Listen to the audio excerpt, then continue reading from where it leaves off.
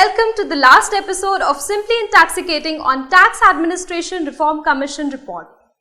The focus in this episode is on dispute management. The general perception across the nation is that the revenue, both income tax as well as the customs and central excise, have over the years become compulsive litigants. Both the departments often initiate litigation on avoidable grounds. Let's take a look at the recent CBDT data of outstanding demand as on 1st April 2015. For the financial year 2013-14, the outstanding demand was 4.8 lakh crores. For 14-15, it was 5.8 lakh crores, and for 15-16, it was 8.3 lakh crores. As per CBDT, out of 8.3 lakh crore tax areas, as high as rupees 6.7 lakh crore falls in the category of demand difficult to recover. This means only about 19% of the demand is collectible. If you are not yet convinced about the doctrine of avoidable litigation being practiced by the revenue, let me bring two more facts to your notice. Assessees are not traceable, but the demand against them is about 28,500. No assets for recovery against the tax areas of over rupees 2.63 lakh crore. Cases in which revenue has lost an appeal but demand is outstanding for other years is about rupees 41,000 crore. These figures reflect the state of affairs only on the income tax side.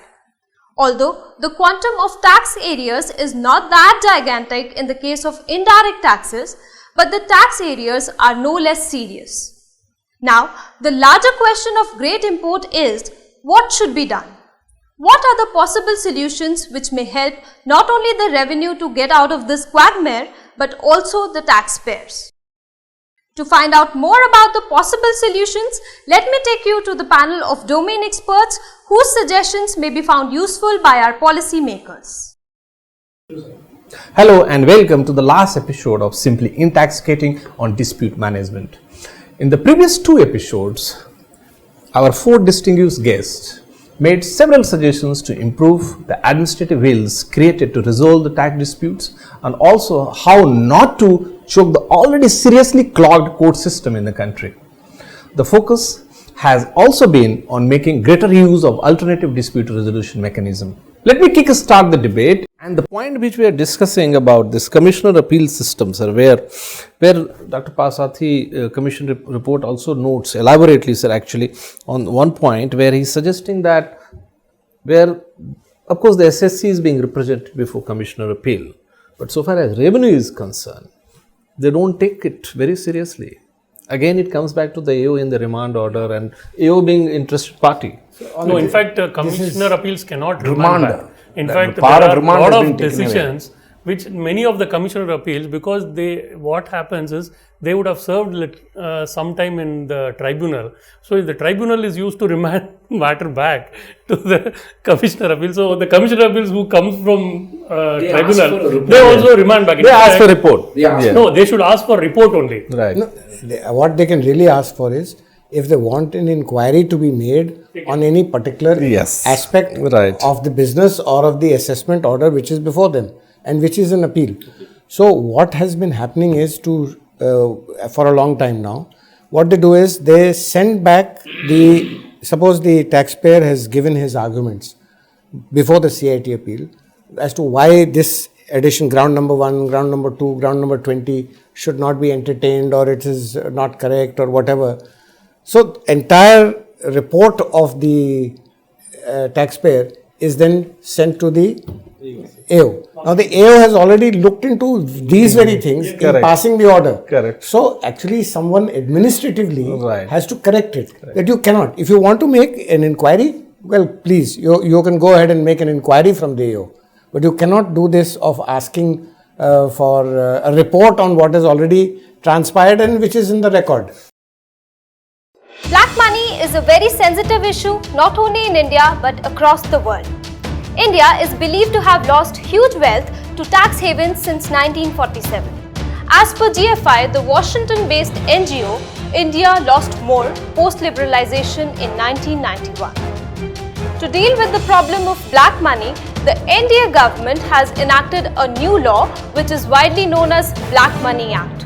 Under this act, the CBDT has recently notified a compliance window which is one-time opportunity for all those who have invested their black money in undisclosed assets overseas. Now the larger question is how much of such undisclosed assets may be declared under the proposed scheme. To know the answers of all these intriguing questions, watch out for our special coverage on compliance window very soon. So that makes it infructuous. This is what the Commission says, and it is suggesting, sir, that this particular forum should be split into two different forums. One should be single Commissioner appeal and one is a 3-member Commissioner appeal panel. Do you think so this will help? But we have this. We have in DRP and the single commissioner. We have in DRP, yes. So, but why? The only thing is he is saying is that the DRP should be made like an assessment function also.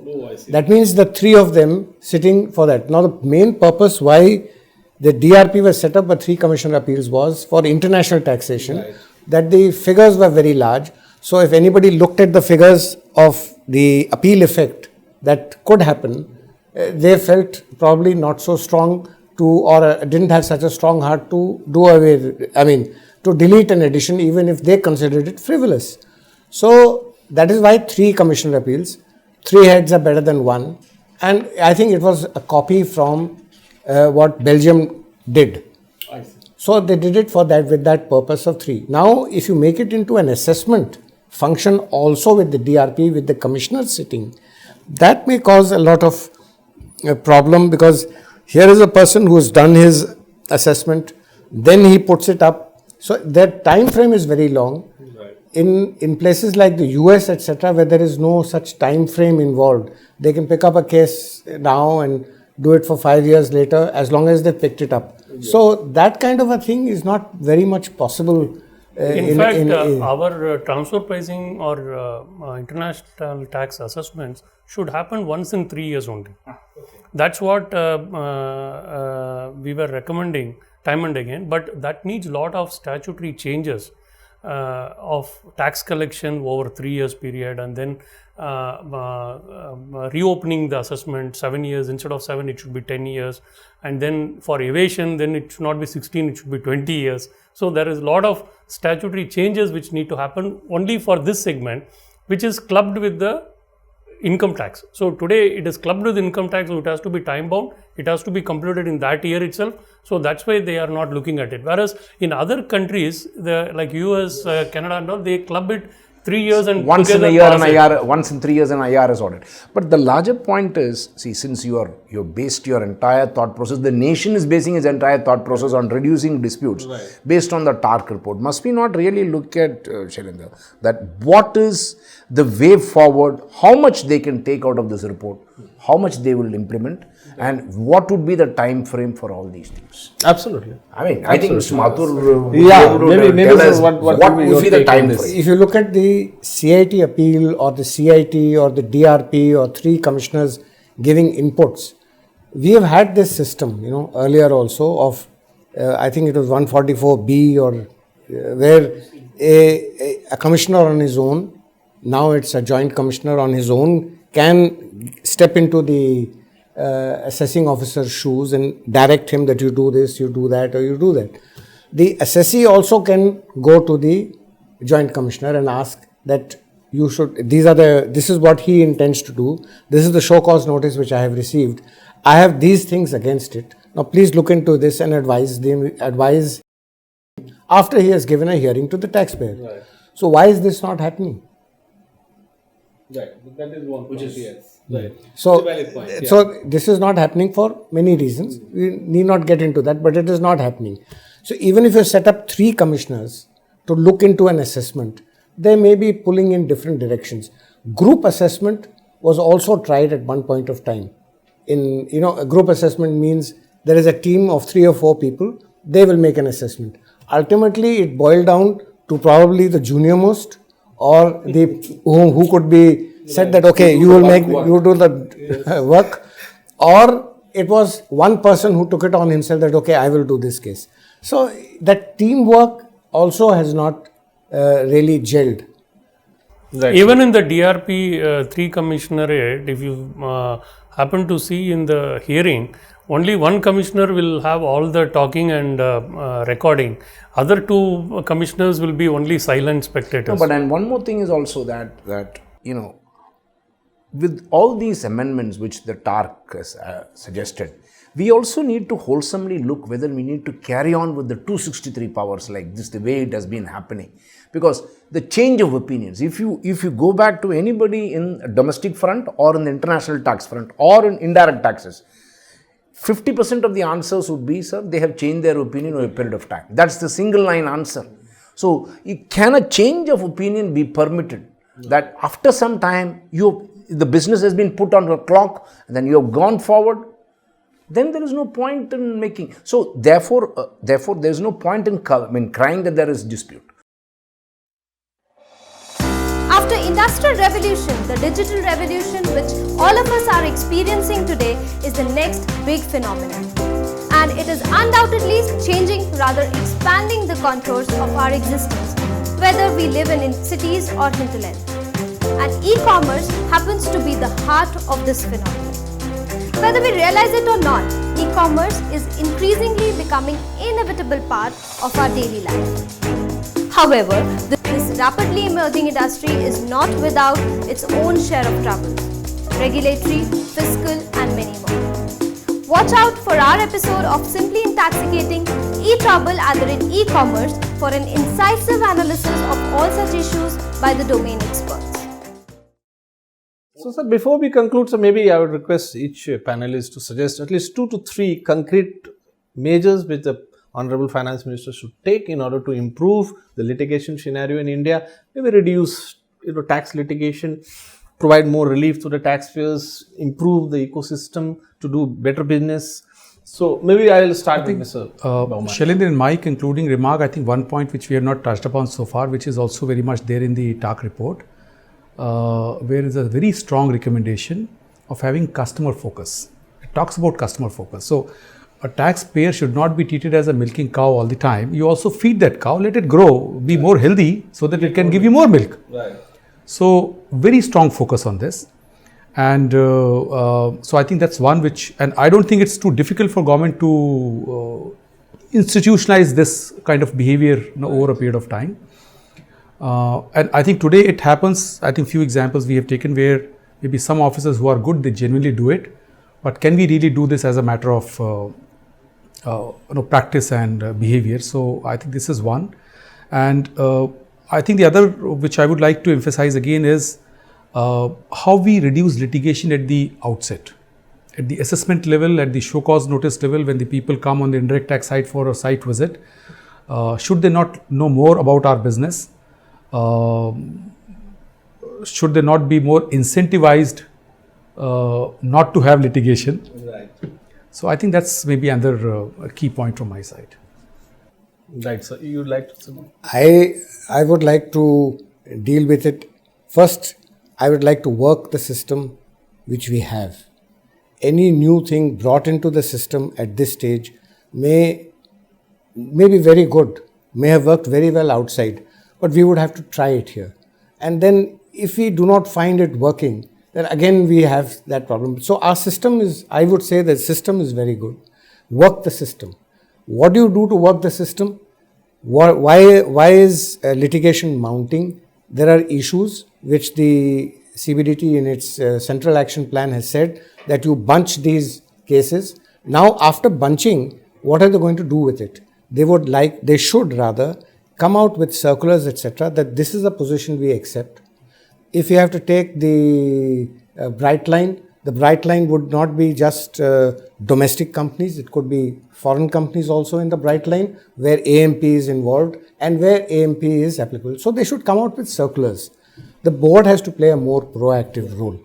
At the ground level, the assessing officer's confidence has to be built into the system by his knowledge and by feeding him with information on taxpayers, particularly on the domestic and in the international, both fields.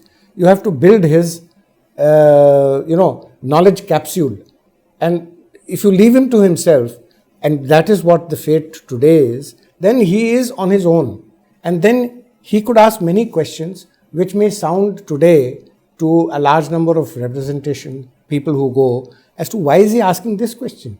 What is he going to get out of this? Now, he is not asking anything with a purpose.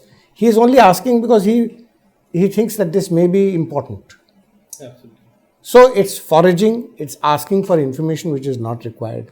Then he uses that information sometimes in his assessments also.